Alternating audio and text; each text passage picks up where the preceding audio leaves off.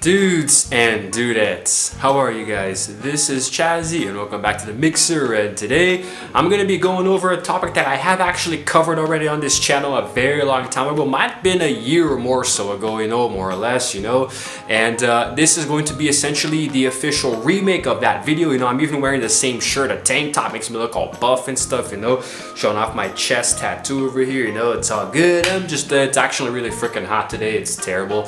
And today's topic is going to be about an animal, right? And it's something that it actually really frightens me. It scares me, and it is one of the many reasons why I will never visit Australia, because this thing thrives over there, The title is not clickbait. This is really the most poisonous or most venomous animal on the planet, It is a jellyfish called the Chironex fleckari. Make sure I didn't butcher that. Yes, the Chironex fleckari, also known as the Australian box jellyfish, or my favorite, the sea wasp, which is just totally amazing. Stop calling me, I don't know who you are.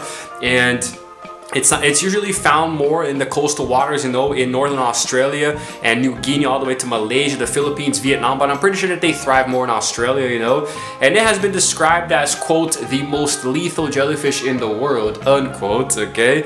And ever since 1824, the year 1820, since the year 1884, there have been 64 known deaths, which honestly is a lot for a stupid freaking jellyfish, And this thing is really scary.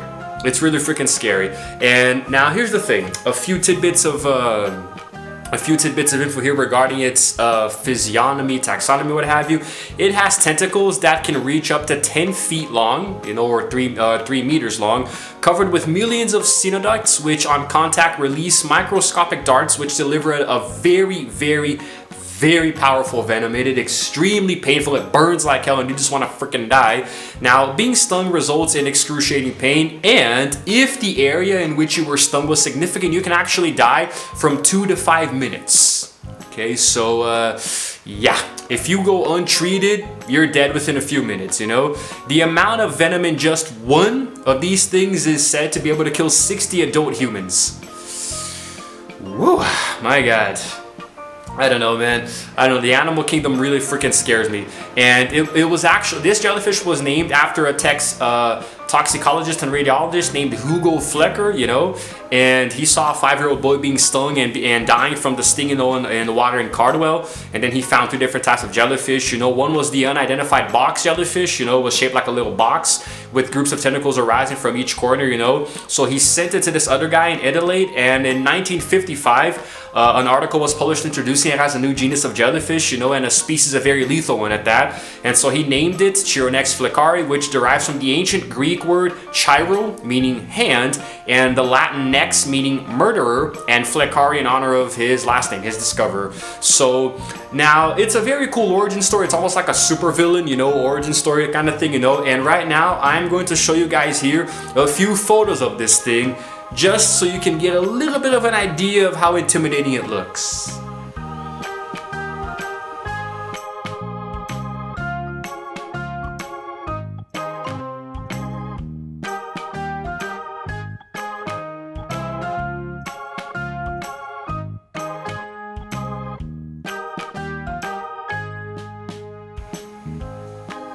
So, what do you think? All of you animal lovers out there, you think this thing looks cool? You think it looks nice? It's pretty?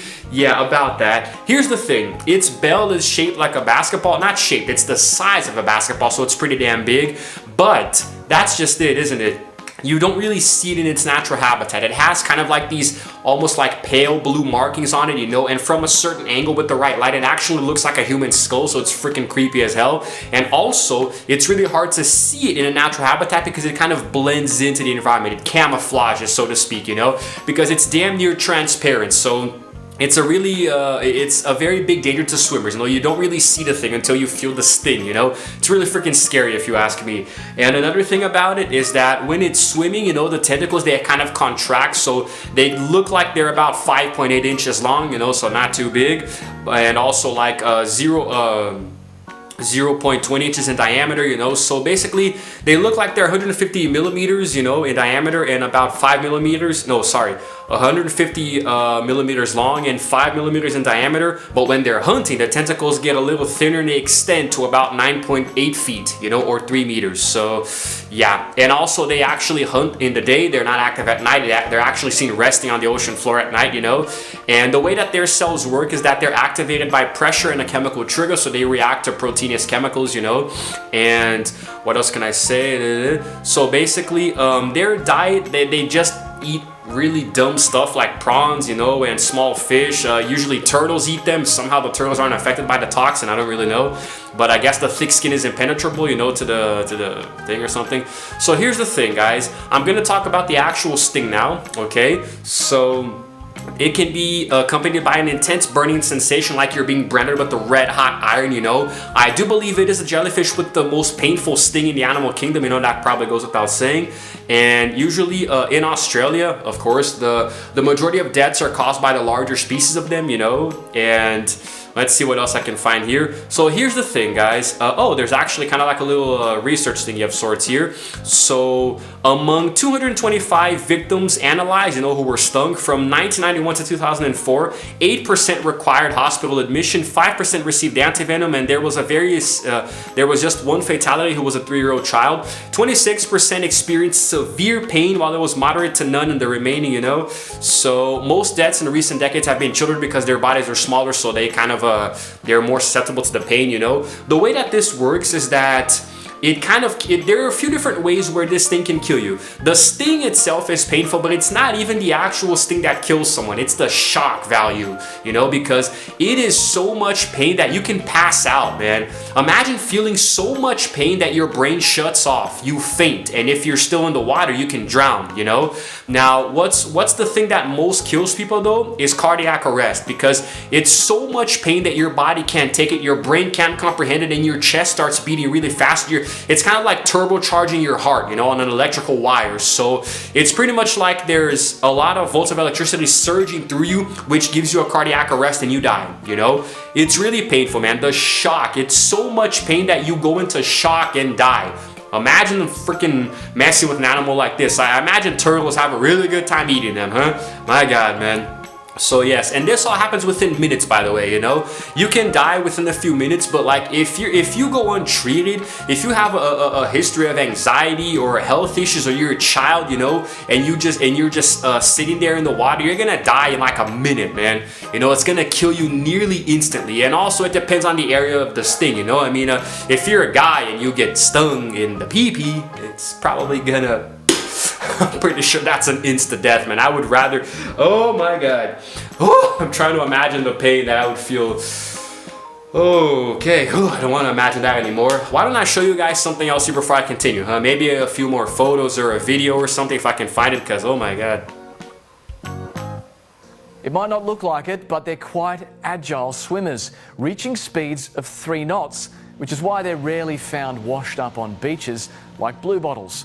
They also have eyes, so they can hunt their prey and maneuver around obstacles. So mobile, deadly, and very hard to spot in the water. I'm trying to imagine what it's like being stung by this thing, man. Usually the swimmers die before they even make it back to shore or the boat, you know? I mean, damn. Freaking heart attack instantly. But anyway, so researchers found that the venom causes cells to become porous enough to allow potassium leakage, which causes hyperkalemia, which can lead to cardiovascular collapse and death as quickly as about 2 or 5 minutes, you know.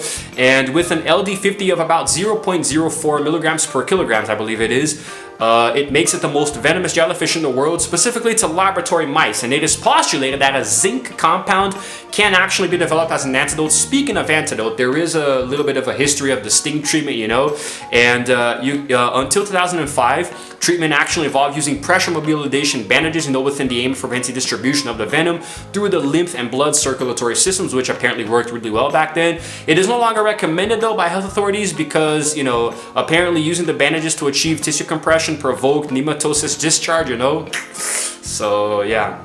The application of vinegar is recommended because, you know, vinegar has about 4 or 6% or so, you know, of acetic acid, you know, which helps a lot.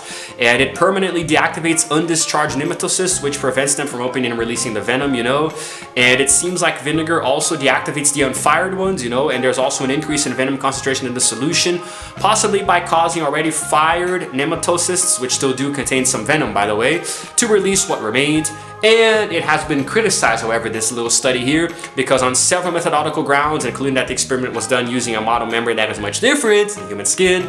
Also, the researchers did not determine whether the increase in venom concentration was caused by already discharged nematocysts release even more venom, or even if the venom itself that was released initially had simply just leaked back out through the membrane, thus confounding the concentration measurement.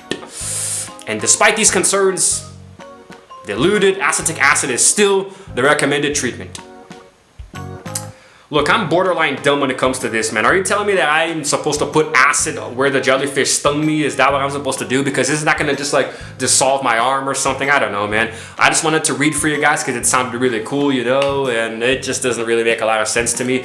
But the thing is that if you guys can take away one thing from this video, don't go near jellyfish. You know, I'm pretty sure all of them are deadly. Even if there's no venom or poison, the sting still hurts like hell. You know, so just don't go near them. If you're anywhere in Australia, I have a very good way of avoiding death in Australia. First of all, don't go. Just try to stay as far from Australia as you can. But if you do not go anywhere near the water. Don't go to the beach, you know. Don't even put a finger in the water because you're gonna die, you know.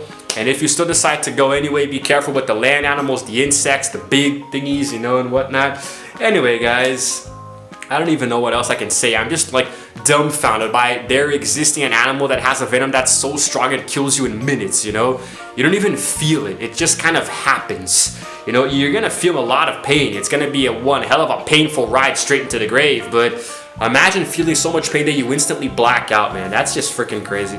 Anyway, guys, I think I'm gonna wrap this up here. A nice short little video remaking my old one, you know, a little bit longer than that one. I give you guys a few more tidbits of info, you know. I just think it's really scary how this thing is, you know. I mean, I can't imagine feeling so much pain that your body just shuts down. Your brain stops, you know, reacting. You just faint.